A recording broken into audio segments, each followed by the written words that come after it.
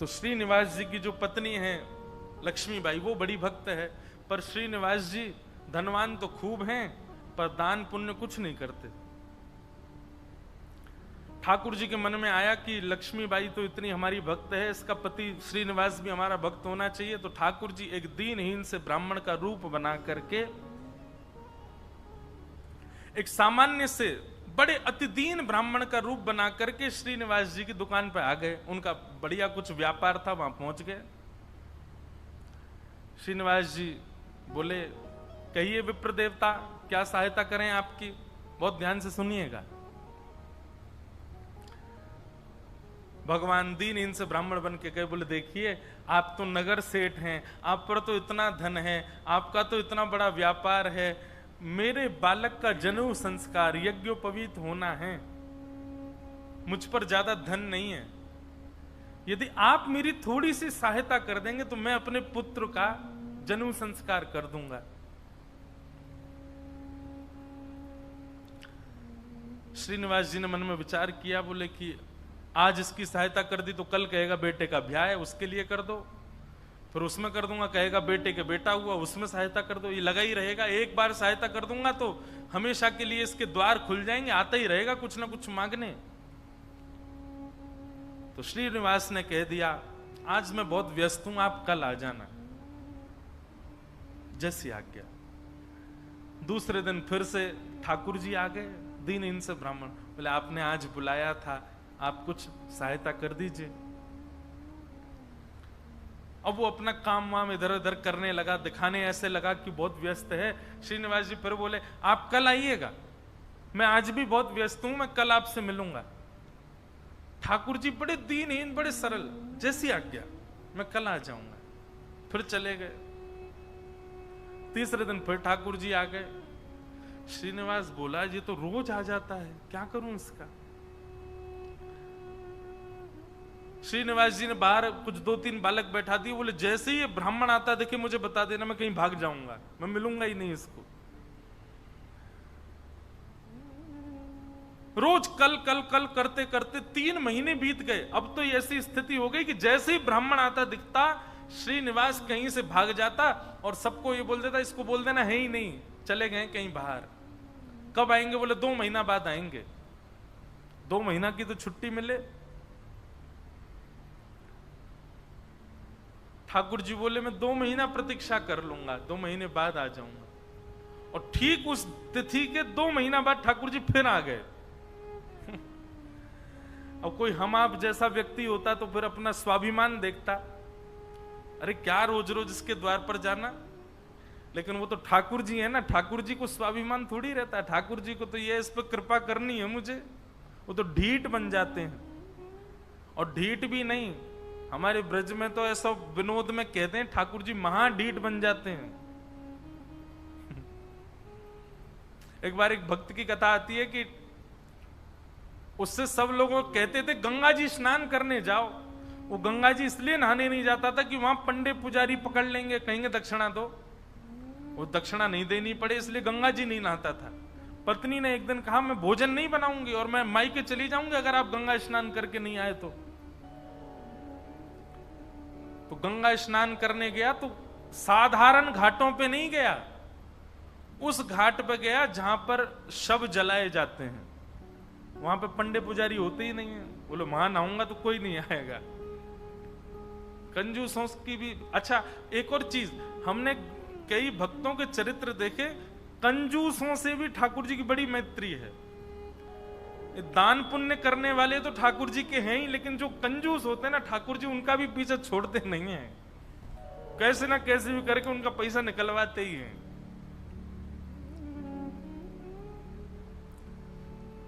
ये किसी अन्य भक्त की कथा है कि वो फिर मरघटा में गया, शमशान के घाट पर जाकर के जैसे ही डुबकी लगाई और डुबकी लगा के बाहर आया तो ब्राह्मण का वेश धारण करके ठाकुर जी आ गए। आइए आइए यजमान, जय हो, बड़े दिनान में देखो। बोले तुम यहां भी आ गए? बोले हम तो सब जगह रहते हैं। लाओ लाओ भैया, आज हमारी सुबह से किसी ने तिलक बिलक नहीं किया, लाओ चलो कुछ दक्षिणा दो। वो कथा बड़ी लंबी है, बड़ी प्रसिद्ध भी है। उसने कहा घर आ जाना, तो ठाकुर जी घर पहुंच गए। पत्नी ने कहा बाहर ब्राह्मण खड़ा है, उसको दक्षिणा देनी है। कंजूस व्यक्ति बोले उनसे कह दो आज बीमार हैं, कल आ जाएगा। पत्नी ने जाके कह दिया, बोले हमारे पतिदेव तो बीमार हैं। बोले यजमान बीमार हो गया, मैं तो यहीं बैठ करके उसका अनुष्ठान करूंगा, जब तक ठीक नहीं हो जाएगा अनुष्ठान करता रहूंगा मैं।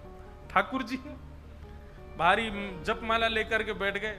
पत्नी ने अंदर जाके बताया, बोले वो तो बाहर अनुष्ठान कर रहे हैं, तुम ठीक हो जाओ तब जाएंगे।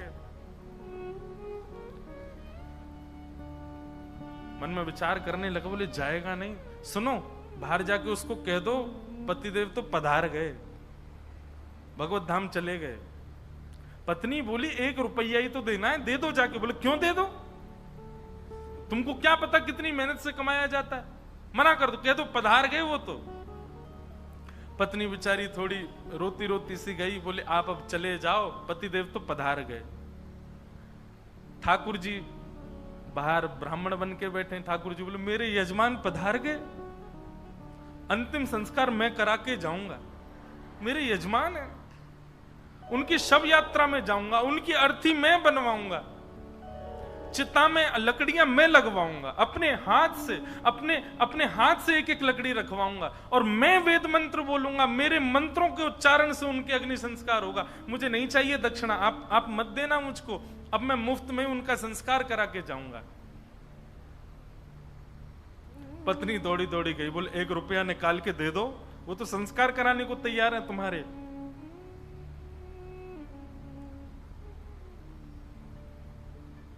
कंजूस बोला सुनो एक काम करो, अर्थी लगाओ तुम, और अर्थी बंधवा करके लेट गया। बोले चुपचाप बस ले चलो, थोड़ी दूर तक चलेगा, फिर वो चला ही जाएगा, जब दिख जाएगा ना कि हाँ ये वास्तव में मर गया है तो कुछ नहीं मांगेगा। महाराज अर्थी पर चढ़ गया, राम नाम सत्य बुलवाता हुआ जा रहा है शमशान, लेकिन 1 रुपया नहीं दे रहा है। ठाकुर जी भी चल रहे, बोले तू ढीठ है, मैं महाढीठ हूं, मैं भी लेके ही जाऊंगा। शमशान पहुंच गए, वहां पर चिता बन गई, चिता में शव को रख दिया। उसका छोटा बच्चा वो अपने पिता के पास जाके, पिताजी दे दीजिए ना, वो यहीं खड़ा है, वेद मंत्र बोल रहा है, आपके सारे तो पिंडदान करवा दिए उसने, अब दे दीजिए उसको। बोले तू कुछ मत कर, तू परिक्रमा लगा के चिता में अग्नि लगा, जैसे ही थोड़ी अग्नि प्रज्वलित होगी चला जाएगा, मैं उठ के बाहर आ जाऊंगा। बालक ने जैसे ही चिता में अग्नि लगाई, चिता जलने लगी। ठाकुर जी के मन में विचार आया, बोले भैया भगत, मैं हारा तू जीता, तू निकल के बाहर आ। तुरंत उसका हाथ पकड़ करके खींचा और ठाकुर जी अपने रूप में प्रकट हो गए। वाह भाई, तेरी कंजूसाई पर हम तेरे पर न्यौछावर हो गए, वाह ऐसी कंजूसाई। ऐसे अद्भुत अद्भुत भक्त हुए ठाकुर जी के। तो ऐसे ही थे ये श्रीनिवास। 6 महीना तक ब्राह्मण को लटकाए रखा, लेकिन उसको पैसा नहीं दिया।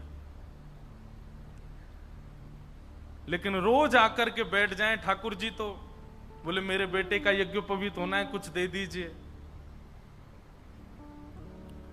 श्रीनिवास ने कहा इससे बचने का कोई और उपाय ढूंढना पड़ेगा। और उसने क्या किया, खोटे सिक्के जो कहीं नहीं चलते, खोटे सिक्के, पुराने सिक्के जो जिनका कहीं अस्तित्व नहीं है, जिनको कोई लेता तक नहीं है, उनकी 2 थैलियां बना करके, 2 पोटलियां बना करके रखी। और आज जैसे ही भगवान आए तो दोनों पोटलियां उनके हाथ में थमा दी। बोले ये लो पैसा, तुमने मांगा मैंने दिया, अब कल से मत आना यहां पर। ठाकुर जी तो सब जानते हैं, अंतर्यामी। भगवान ने जैसे ही देखा, कहा बोले ये तो खोटे सिक्के हैं, ये तो कहीं चलेंगे ही नहीं, इनका तो कोई प्रयोग ही नहीं होगा। बोले देखो बात हुई थी धन देने की, धन मैंने दे दिया, अब खोटा दूं अच्छा दूं ये मेरे ऊपर है। तुम मंगता हो, मैं दानी हूं, मैं चाहे जो दूं, तुम मना नहीं कर सकते, लेके जाओ इनको। ठाकुर जी बोले कृपा तो इस पर मुझे करनी है, चाहे जो हो जाए। ठाकुर जी चुपचाप श्रीनिवास के घर पहुंच गए। और घर जाकर के उनको पता था कि पत्नी परम भक्ता है, उसके आगे जाकर के ठाकुर जी तो रोने लगे और रोते रोते बोले 6 महीना से श्रीनिवास जी मुझको रोज बोल देते हैं कल आओ कल आओ कल आओ, और 6 महीना बाद आज मुझको ये फूटी हुई कौड़ियां दे दी हैं, खोटे सिक्के दे दिए, कहीं नहीं चलेंगे, मैं अपने पुत्र का कैसे करूं यज्ञोपवीत संस्कार। वो तो परम भक्ता थी, उसका हृदय तो इतना द्रवित हो गया, इतनी व्याकुल हो गई, क्या करूं, मेरे द्वार पर ब्राह्मण देवता मांगने के लिए आए हैं और 6 महीना से परेशान ब्राह्मण देवता हैं। तुरंत दौड़ करके भीतर गई और अपनी अलमारी के अंदर से उनके पिता ने एक सुंदर नासिका में पहनने वाला एक क्या बोलते हैं उसको, नथनी, वो नथनी उनको दी थी जिसकी कीमत हजारों लाखों में थी उस समय पर। मतलब कि अगर उसको बेच दिया जाए तो खूब सारा धन लिया जा सकता था, इतनी महंगी। अंदर तिजोरी के अंदर वो छुपा करके रखी थी श्रीनिवास ने ही। तुरंत वो तिजोरी से निकाल करके और अपनी जो नथनी थी ब्राह्मण देवता को प्रदान कर दी। बोले आप इसको ले जाइए और आप अपने पुत्र का बड़े प्रेम से आनंद से यज्ञोपवीत संस्कार करो। ठाकुर जी तो बड़े प्रसन्न हो गए।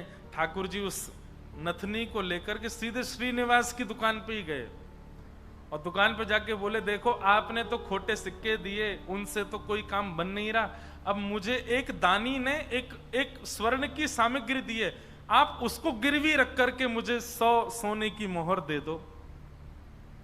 श्रीनिवास बोला दिखाओ क्या दिया है। तो जैसे ही वो नथनी दी, वो नथनी तो देखते ही वो समझ गया ये तो मेरी पत्नी की है। उसने घुमा घुमा करके देखा और उसने मन में आया, बोले पत्नी है भी ऐसी, बड़ी सीधी है, भोली है, भक्त है, ये जरूर घर जा करके रोया होगा और उसने इसको निकाल, लेकिन उसने मुझसे पूछे बिना दे दी। श्रीनिवास ने कहा ठीक है मैं देता हूं, रुको। भीतर गए और अपनी दुकान की तिजोरी में ले जा करके वो नथनी श्रीनिवास ने रख दी और बाहर आकर के कहा अभी मुझ पर मोहर नहीं है, आप कल आइए, कल 100 सोने की मोहर लेकर के जाइएगा मुझसे।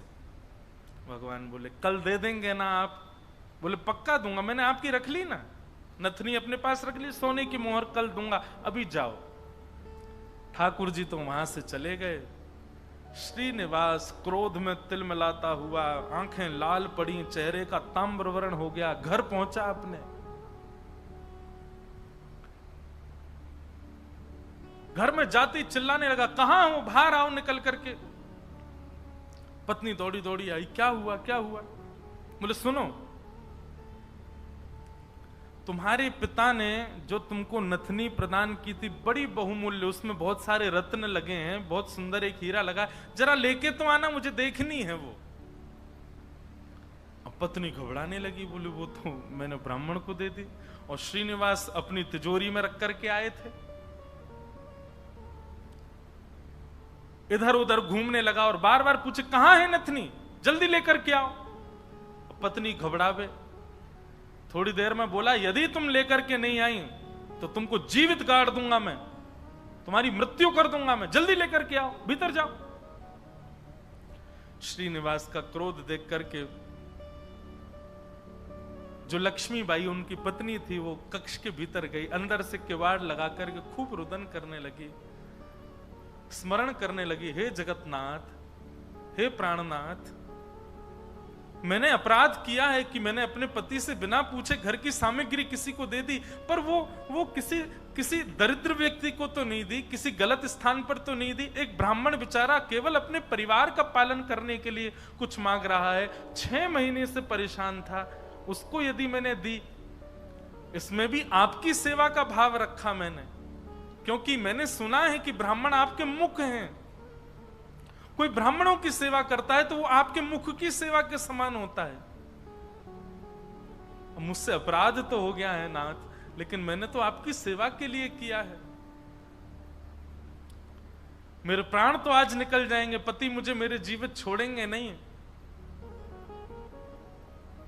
लेकिन मैं उनके हाथों मर करके उन पर दोष लगे ऐसा नहीं करूंगी, मैं स्वयं अपने प्राण त्याग दूंगी।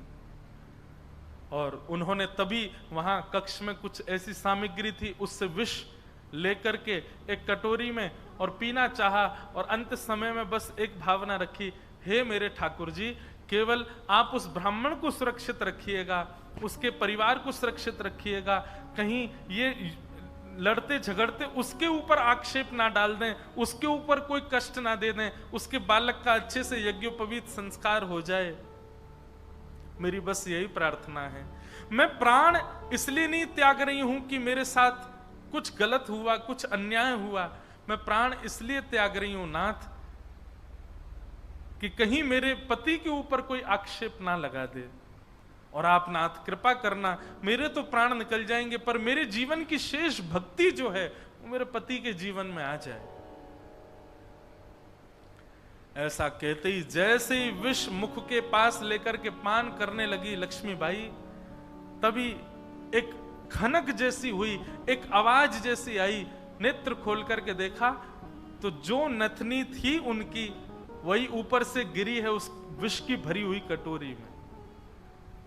नेत्र खोल करके देखा तो ये तो वही नथनी है, ये तो मेरी ही नथनी है, ये यहां कैसे आ गई? ठाकुर जी को बार बार धन्यवाद कहने लगे। निश्चित ही श्री ठाकुर जी ने कृपा करके ये मुझे प्रदान कर दी। तुरंत उस पात्र को दूर रख करके नथनी हाथ में लेकर के, भगवान पर विश्वास तो उनका था ही, प्रसन्न मुद्रा में द्वार खोल करके बाहर आई और बाहर आकर के श्रीनिवास जी को दिखा दी, लीजिए ये लो नथनी। अब यहां श्रीनिवास का दिमाग घूम गया, बोले नथनी तो मैं अपनी तिजोरी में रख करके आया हूं, ये अंदर से कैसे निकाल के लिए?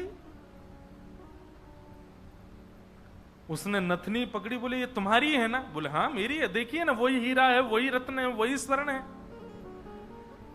श्रीनिवास बोला हाँ है तो वही।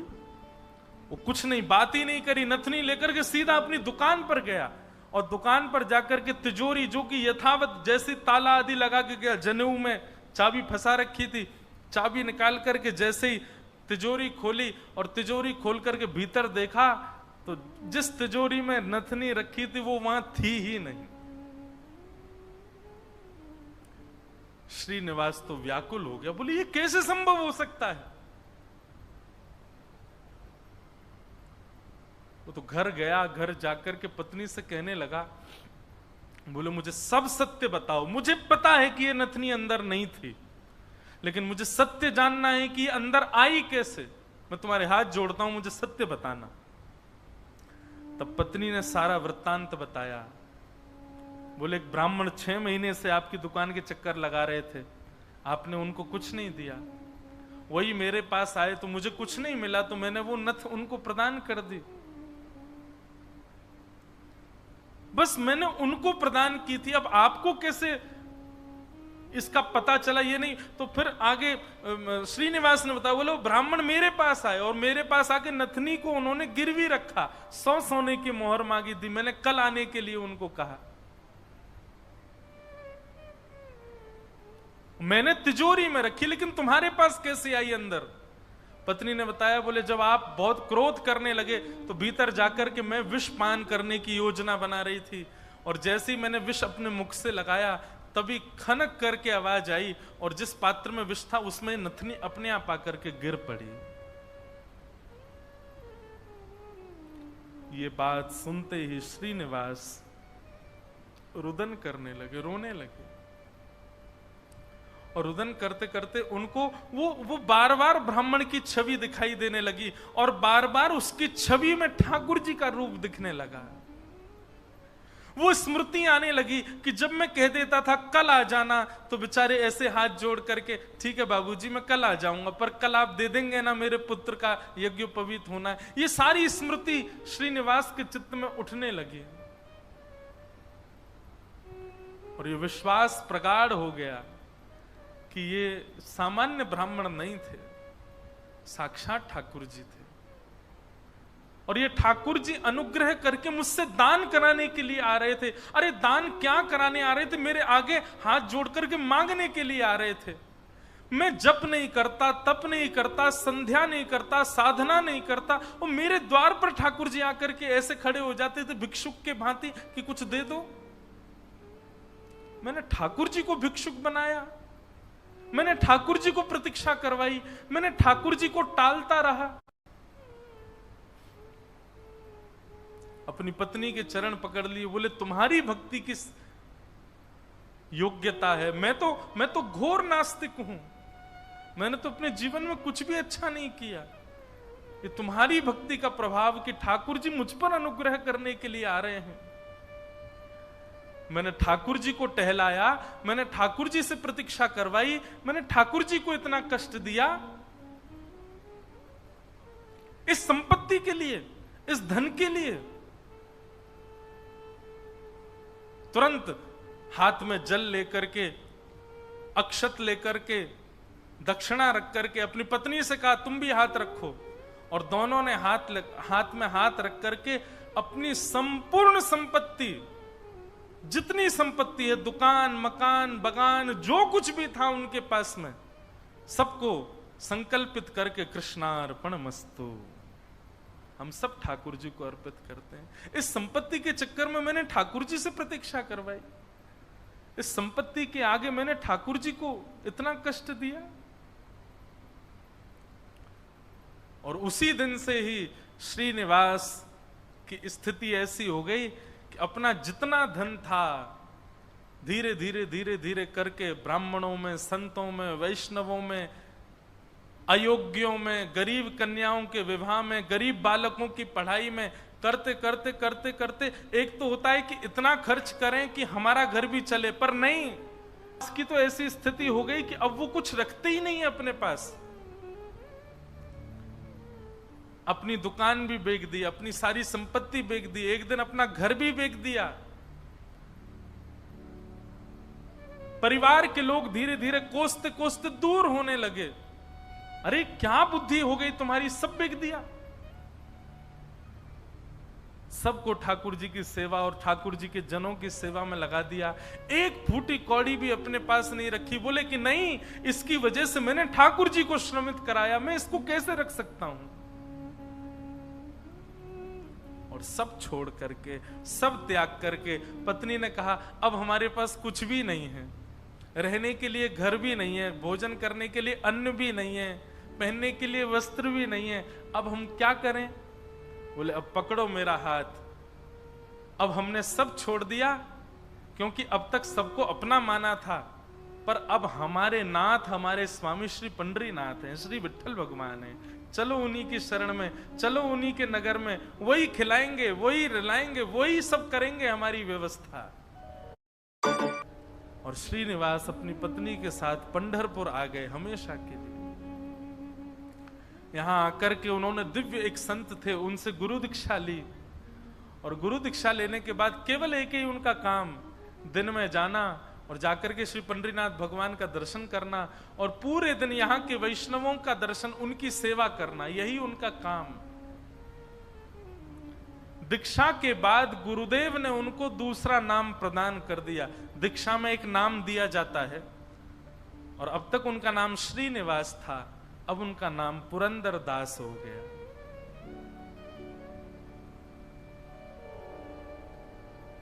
श्री पुरंदर दास चंद्रभागा नदी के तट पर बैठे रहते, दिन भर विठ्ठल विठ्ठल विठ्ठल विठ्ठल विठ्ठल बस चिंतन करते, और उस स्वरूप का ध्यान करते जो ब्राह्मण रोज अपने हाथ फैला करके दुकान पर आता था। चार लोगों को बैठ करके बताते कि मेरी दुकान पर कैसे ठाकुर जी आते थे, और मैं नालायक, मैं दुष्ट प्राणी, मैं रोज उनसे कहता था कल आ जाना, कल आ जाना। अरे मैंने कितना बुरा किया, लोग खड़े करके दिखवाता था, दूर से दिख जाते तो मैं भाग जाता था। मेरे द्वार पर साक्षात जगन्नाथ आते थे, और मैं उनके साथ ऐसी लीला करता, ऐसा कपट करता था। उस कपट का ही दंड दे रहा हूं खुद को। और उसी स्थिति में रहते रहते रहते रहते श्री पुरंदर दास जी एक कवि के रूप में निर्मित हो गए, और ठाकुर जी की सुंदर सुंदर रचनाएं लिखने लगे।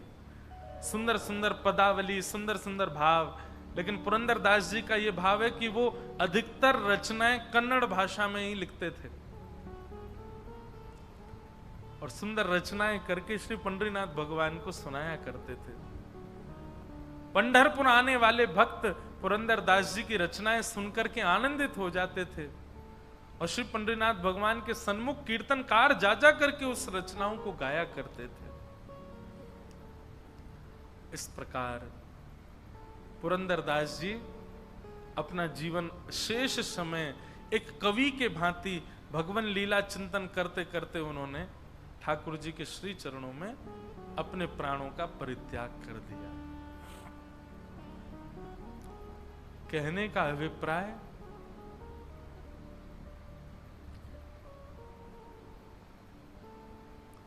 ये देखा जाता है अधिकतर कि घर में यदि माताएं बहनें भक्त स्वरूपा हैं, उनके चित्त में यदि भक्ति है तो उनकी भक्ति का प्रभाव पति पर, पुत्र पर, पिता पर और घर के जो सदस्य हैं उन पर पड़ता है और उन्हीं के भक्ति के प्रभाव से सब सुखी होते हैं।